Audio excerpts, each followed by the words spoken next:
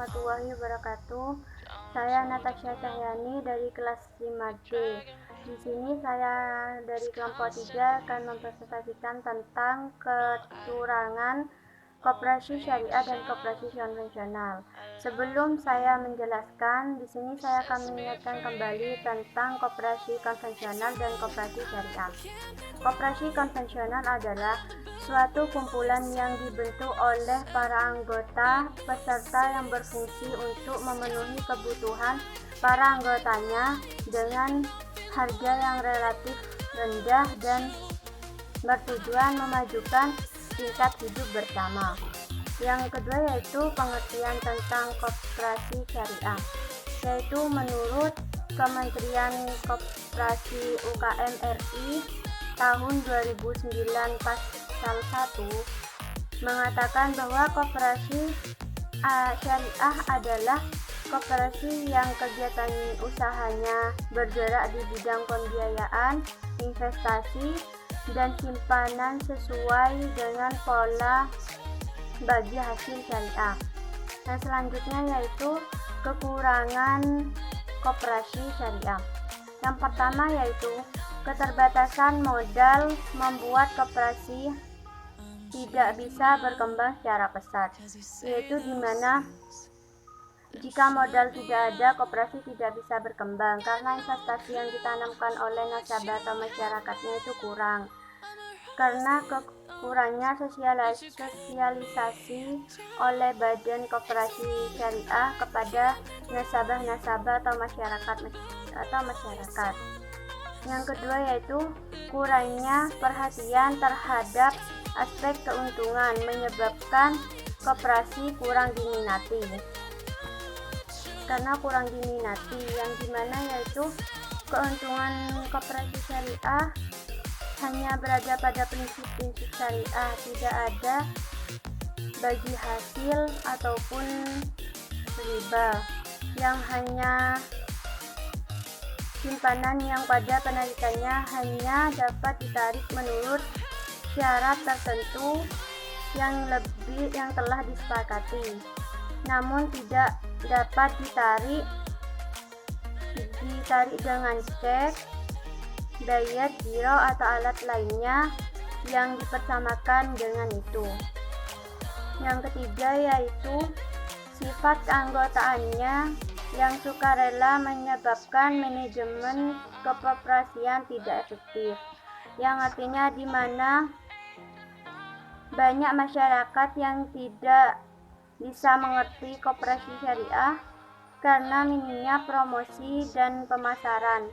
Tidak banyak orang yang gabung kepada koperasi syariah karena kurangnya sosialisasi dari anggota-anggota koperasi syariah dan minim sosialisasi kepada masyarakat, keterbatasan teknologi dan produksi. Dan yang terakhir adalah tidak adanya mesin ATM di seluruh wilayah Indonesia. Saat ini untuk mesin ATM dikuasai oleh bank konvensional dan koperasi syariah belum bisa bertransaksi melalui mesin ATM. Mengenai pembiayaan angsuran saat ini langsung kepada kantor cabang syariah atau pegawai turun langsung pegawai koperasi untuk meminta kepada nasabah-nasabah di masing-masing rumah. Dan yang terakhir yaitu kekurangan dari koperasi konvensional. Kekurangan koperasi konvensional itu sama dengan kekurangan syariah. Dari pihak tenaga yang tidak bisa profesional dalam pengelolaannya, itu mengakibatkan kerjasama yang buruk, namun berbeda dari segi prinsip. Maka dari itu koperasi konvensional dalam melakukan pinjaman di koperasi memakai sistem tabungan dalam bentuk kreditur dan debit sehingga kurang komunikasi. Dalam koperasi konvensional hanya terdapat satu istilah saja, yaitu pinjam atau kredit, di mana anggota berkewajiban mengembalikan hutang pokok berikut jasa atau bunga yang sudah ditetapkan di awal akad kredit.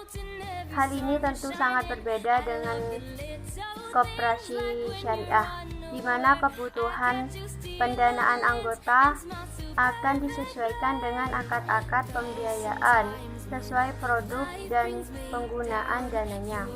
Walaupun saat ini produk atau akad yang dominan masih pada murabahah atau akun piutang, namun sedikit koperasi yang memiliki portofolio besar pada akun pembiayaan, dan sudah semestinya akun pembiayaan rasio harus lebih besar karena prinsip syariah sangat tergantung pada akun tersebut. Jangankan di koperasi syariah yang sebagian besar modalnya sangat bergantung pada anggota, bahkan pada bank-bank syariah portofolio pembiayaan yang berbasis bagi hasil masih sangat kurang. Hal ini disebabkan karakter masyarakat Indonesia masih kurang dipercaya untuk mengelola dana yang dimanakah oleh bank syariah maupun koperasi syariah. Sekian penjelasan dari saya. Bila ada kekurangan dan kata-kata, mohon maaf. Assalamualaikum warahmatullahi wabarakatuh.